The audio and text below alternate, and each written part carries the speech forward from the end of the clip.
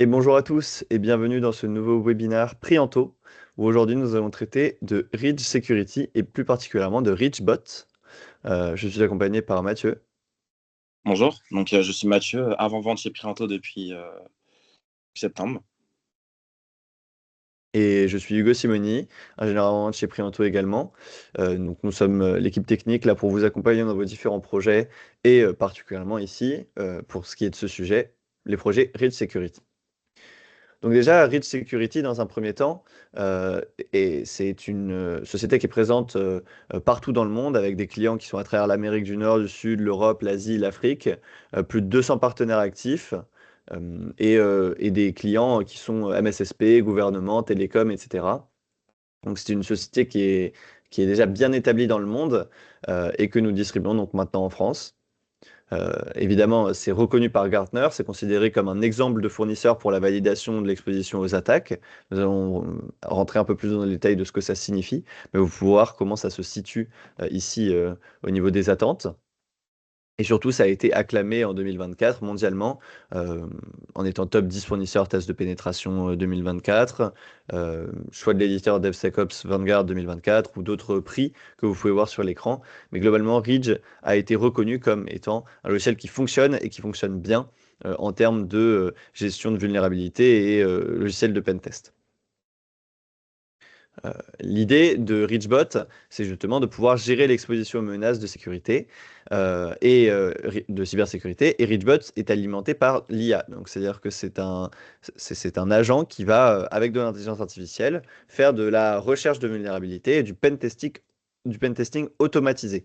Je vais expliquer un petit peu ce que ça veut dire, mais globalement, l'avantage de Reachbot, c'est que ça va permettre de soulager énormément de besoins de quelqu'un qui fait le pentest manuel. On va venir justement plus en détail sur les différentes parties de Reachbot. On va d'abord montrer quel problème cela résout, comment ça fonctionne, et enfin, qu'est-ce que Reachbot peut faire pour vous. Donc, dans un premier temps, quels sont les problèmes à résoudre que Reachbot peut résoudre? Eh ben, c'est tout d'abord le problème de l'analyse des risques. C'est ce qui permet au RSSI de comprendre l'ensemble des cyber-risques et Readbot va permettre de réduire la charge de travail de l'équipe en hiérarchisant les expositions critiques, en faisant donc ce pentest automatique. Ça assure également une gestion continue et automatique et de façon automatique l'exposition aux menaces de la posture de sécurité. Et ça atténue la pénurie de personnel de sécurité et toujours des attaques qui sont de plus en plus complexes grâce à la validation de sécurité automatisée et alimentée par l'intelligence artificielle. Donc c'est tout le principe de Reachbot, c'est que de lui-même, il apprend en fonctionnant. Donc toutes les menaces, qu'elles deviennent de plus en plus complexes, eh bien Reachbot devient lui aussi de plus en plus préparé à répondre à des menaces plus complexes. L'idée, c'est que c'est le premier agent IA de validation de sécurité. Il est alimenté par un moteur et qui utilise de l'IA générative. C'est facile à utiliser. Il n'y a pas vraiment besoin d'expertise sur le sujet. Il y a une console qui est facile à prendre en main et sur lesquelles eh ben, les administrateurs ont juste à lancer. On va le voir comment ça fonctionne un peu plus tard tout à l'heure, mais lancer les différents scénarios pour que l'agent IA fonctionne et cherche les différentes vulnérabilités sur votre infrastructure. De façon générale, la façon dont fonctionnent les tests de pénétration, c'est qu'il y a des tests de pénétration manuels périodiques, il y a des informations avec des faux positifs, puisque bah, c'est fait manuellement. Parfois, on a des vulnérabilités qu'on croit trouver, mais ce n'en est pas. Et inversement, on y a des vulnérabilités qu'on oublie de checker et donc qui sont toujours présentes, mais qu'on n'a pas de visibilité dessus. L'avantage d'avoir des tests de pénétration automatiques et efficaces, c'est que c'est une gestion automatisée de l'exposition permanente aux menaces. Évidemment, il ne va pas y avoir vraiment de faux positifs parce que on va faire des tests de façon régulière et générale euh, et surtout assidue sur toutes les différentes vulnérabilités qu'il peut y avoir. Donc, on va vraiment avoir bah, une couverture bien plus grande et une assurance que les résultats qu'on trouve sont bons. Donc c'est ça l'avantage d'utiliser l'IA et d'utiliser un modèle automatique, c'est que bah, on va vraiment pouvoir couvrir tous les actifs informatiques de manière comprimée sans laisser de lacunes. Justement, les lacunes de la gestion des vulnérabilités, c'est que le nombre de vulnérabilités, il augmente d'année en année. Pourtant, les vulnérabilités qui sont vraiment exploité, il augmente pas tant que ça. Euh, C'est-à-dire que au niveau du nombre de faux positifs, on va pouvoir avoir beaucoup de faux positifs et de vulnérabilités qui ne sont pas vraiment exploitées. Parce qu'il n'est pas possible de corriger toutes les vulnérabilités qui peut y avoir sur Terre. On ne va pas pouvoir penser à ça. Par contre, il faut vraiment réfléchir aux vulnérabilités qui sont exploitées, donc celles qui sont le plus probable d'être utilisées pour attaquer votre entreprise. Donc, c'est-à-dire que corriger des vulnérabilités dans le vide, les 19 000 là qu'on voit ici, ça va pas forcément réduire l'exposition de la menace à votre entreprise. Ce qu'il faut, c'est vraiment euh, réfléchir à quelles sont les vulnérabilités à absolument résoudre. Et donc, on peut voir grâce au CVSS, donc le score de sécurité des différentes, enfin, le score de criticité de ces différentes vulnérabilités, comment est-ce qu'on va hiérarchiser les vulnérabilités à traiter. Et ça, c'est fait automatiquement par Reachbot lorsque le pentest est fait et qu'il y a la liste de vulnérabilités trouvées. On va vraiment pouvoir mettre un score de criticité pour définir l'ordre de priorité pour la résolution de ces vulnérabilités. C'est ici, c'est ce qu'on peut voir ici. Il y a d'abord la découverte, c'est-à-dire trouver tous les assets et tous les appareils de votre parc informatique, détecter justement les listes des vulnérabilités et ensuite valider ces différentes vulnérabilités. Donc comprendre, proposer de la remédiation. Alors, il n'y a pas de la remédiation automatique, mais ça propose des façons de remédier, etc., etc. Donc, on va détecter, découvrir et ensuite valider. Évidemment, quand on parle d'exploration des risques, il faut vraiment comprendre que va y avoir beaucoup de vulnérabilités, surtout beaucoup d'attaques de surface, beaucoup de vulnérabilités, mais très peu de risques réels à traiter. C'est ça l'avantage de Ridge, c'est que ça va vraiment permettre de se focaliser et de gagner du temps pour ne corriger que les vulnérabilités les plus probables. C'est-à-dire qu'on va se poser plusieurs étapes, donc plusieurs questions dans ces trois étapes. D'abord dans la partie découverte, détection de vulnérabilité et validation. C'est d'abord qu'est-ce qui est visible, donc qu'est-ce que les attaquants pourraient viser. Ensuite, qu'est-ce qui est vulnérable parmi ce qui est visible. Donc on cherche les risques inhérents à justement ce qui est visible et à ces vulnérabilités. Et enfin, la validation. Donc là, c'est là qu'on voit à droite hein, qu'on passe de beaucoup d'attaques de surface à moins de vulnérabilité à très peu de risques. C'est qu'est-ce qui est vraiment possible. Euh, est-ce que nous, ce qu'on a en termes de sécurité, nous protège de ces vulnérabilités-là? Et on se rend compte que parmi un grand nombre de vulnérabilités potentielles qu'on identifie et qu'on classe par ordre de priorité, seulement un petit nombre de vulnérabilités sont réellement exploitables et validées et nécessitant une action de remédiation immédiate. Donc c'est ça l'avantage de Ridge, hein, c'est que si vous le faites manuellement, vous n'allez pas forcément pouvoir définir lesquelles de ces vulnérabilités sont critiques, lesquelles de ces vulnérabilités on doit absolument traiter. Parce que ça serait trop long d'aller chercher tous les scores de criticité, d'aller vérifier sur les CVE ce qu'il y a, etc. Là, l'avantage, c'est que tout est automatique pour que vous alliez directement à l'essentiel, dans la remédiation. Maintenant, quand on parle de justement cette recherche, comment ça fonctionne? Parce que ça peut être un peu abstrait de se dire, bon, bah, c'est un robot de pentest qui fonctionne et qui va naviguer dans mon infrastructure sur les IP, etc. Mais on va rentrer un peu plus dans le détail sur comment Reachbot fonctionne. C'est très facile. On parle d'un lancement de pentest en quelques minutes par rapport à un pentest manuel qui prendrait des jours, voire des semaines de travail. D'abord, on va déployer Reachbot sur des serveurs, des machines virtuelles ou cloud. Ensuite, on va choisir la façon dont on veut approcher le test. Donc là, il y a plusieurs façons de l'approcher, on verra ça un tout petit peu après. Ensuite, il y a évidemment le scénario qu'on va définir.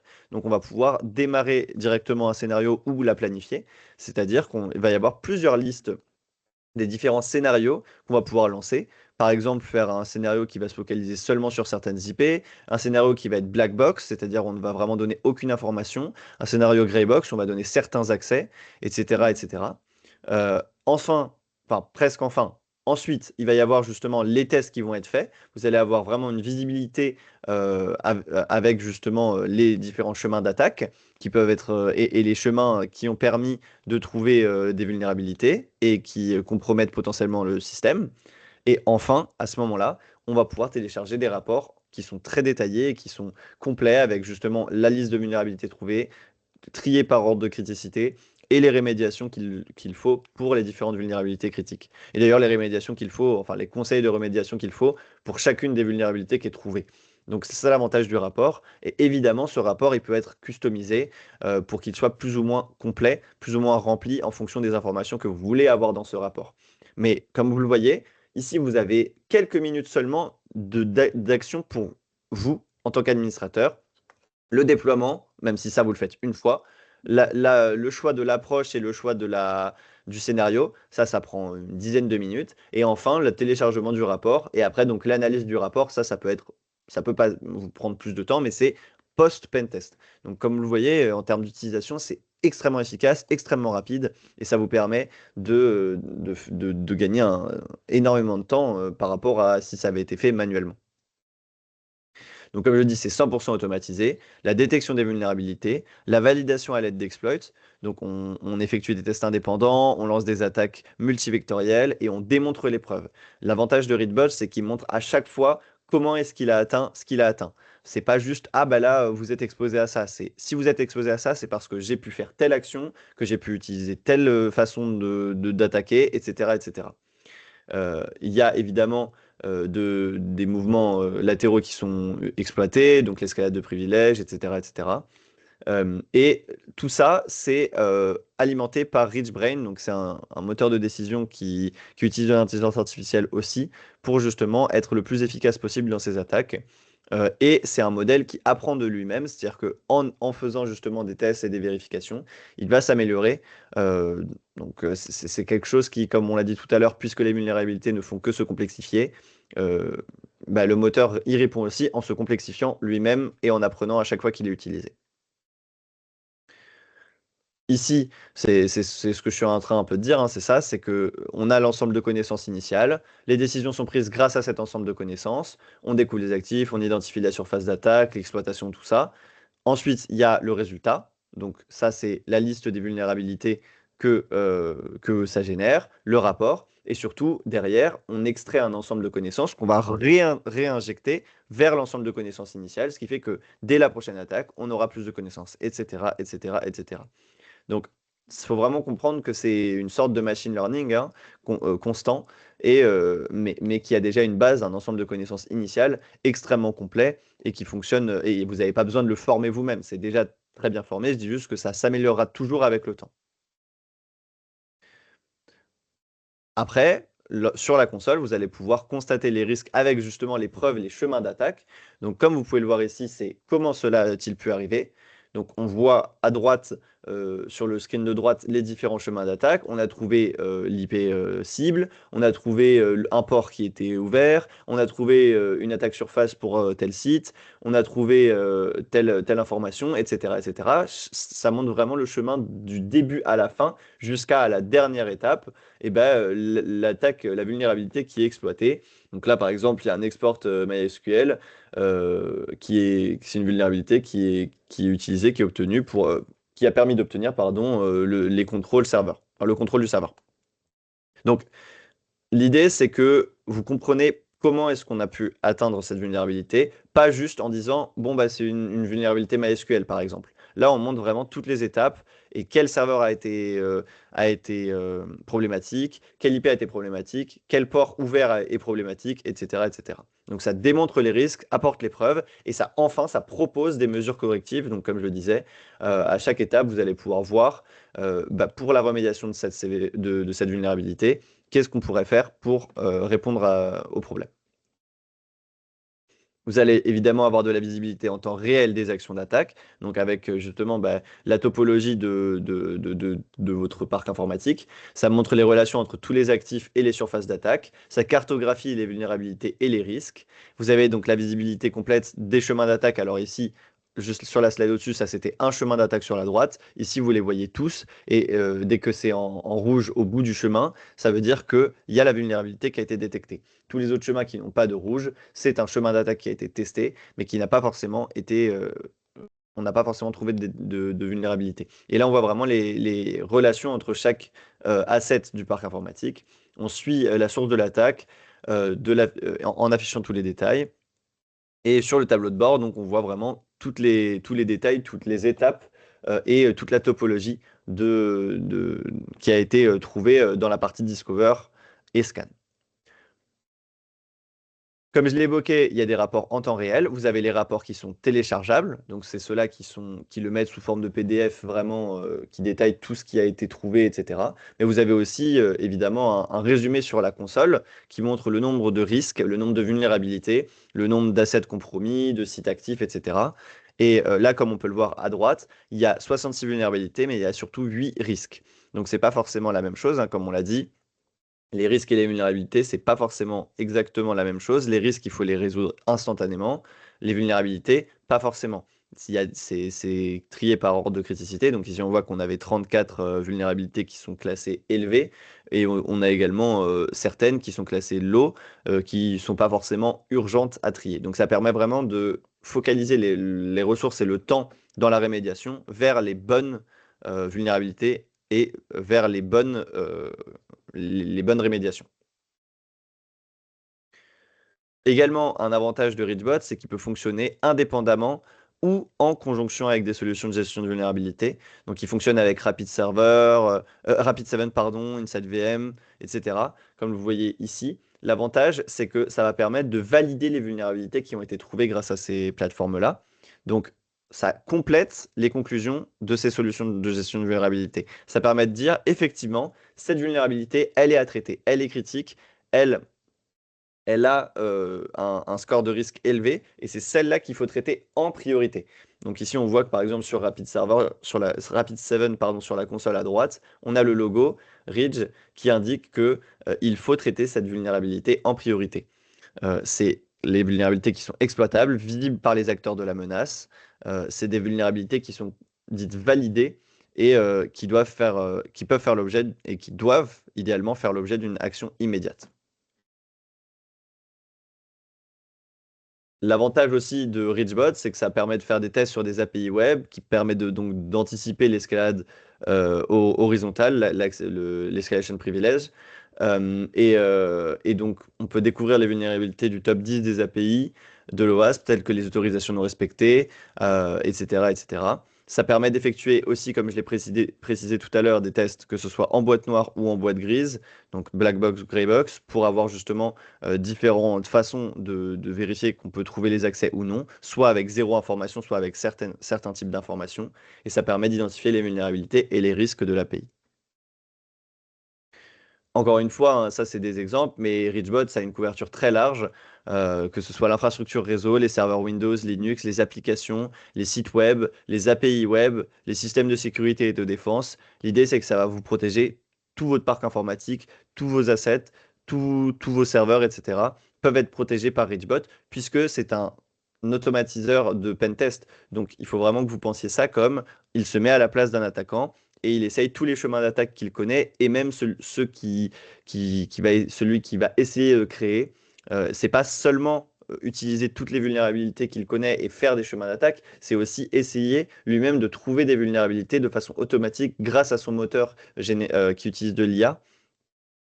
L'avantage de Readbot, c'est que c'est extrêmement complet dans la recherche de ces vulnérabilités-là. Ça ne va pas juste s'arrêter à on a une liste de vulnérabilités qu'on connaît, on va tester toutes les vulnérabilités qu'on connaît. On va aussi essayer d'aller un peu plus loin dans la recherche.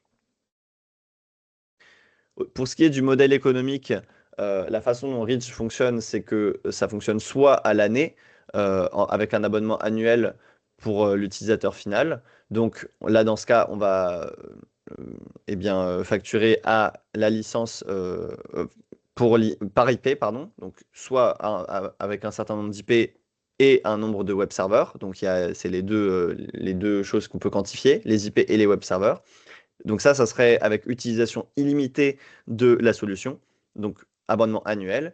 Et sinon, il y a également l'offre MSSP avec une façon d'utiliser la solution avec des crédits, c'est-à-dire que c'est à usage unique. En tant qu'MSSP, on achète un certain nombre de crédits qu'on va pouvoir utiliser pour ses clients. Et là, pour le coup, ça sera un certain nombre de crédits et qui vaudront un nombre d'IP. C'est 5 crédits pour une adresse IP et 100 crédits pour un web server. Donc, le MSSP achète un certain nombre de crédits et lorsqu'il utilise en one-shot, donc usage unique sur les clients ces crédits, il va pouvoir faire un pen test, par exemple, de 50 IP et de 10 web serveurs. Enfin, par exemple, hein, donc ça sera 50 IP fois 5 crédits. Et pour les web serveurs, 100 crédits fois 10, donc ça serait 1250 crédits utilisés pour ce genre de cas. Et donc, soit on facture pour l'utilisateur directement au nombre d'IP et au nombre de web serveurs pour un abonnement annuel et une utilisation illimitée, soit on utilise le modèle MSSP avec le principe de quota et de crédit utilisé. Pour résumer, les avantages de ReachBot, c'est vraiment aider le RSSI à évaluer les risques de enfin, les risques d'attaque, réduire la charge de travail de l'équipe de sécurité en identifiant les risques critiques et donc en les focalisant sur les risques qu'ils ont à résoudre et non pas des vulnérabilités qui ne sont pas si dangereuses que ça. Atténuer le problème de la pénurie de ressources grâce à l'automatisation. Donc, quand on parle de pénurie de ressources, c'est le temps, forcément les ressources humaines, les gens qui vont devoir bosser justement sur la rémédiation et sur la recherche de ces vulnérabilités-là. Et bien sûr, gérer en continu les risques et la posture de sécurité, puisque ça peut être utilisé donc de façon automatique. On peut faire lancer les tests à chaque fois et vérifier d'ailleurs même que nos correctifs ont bien fonctionné.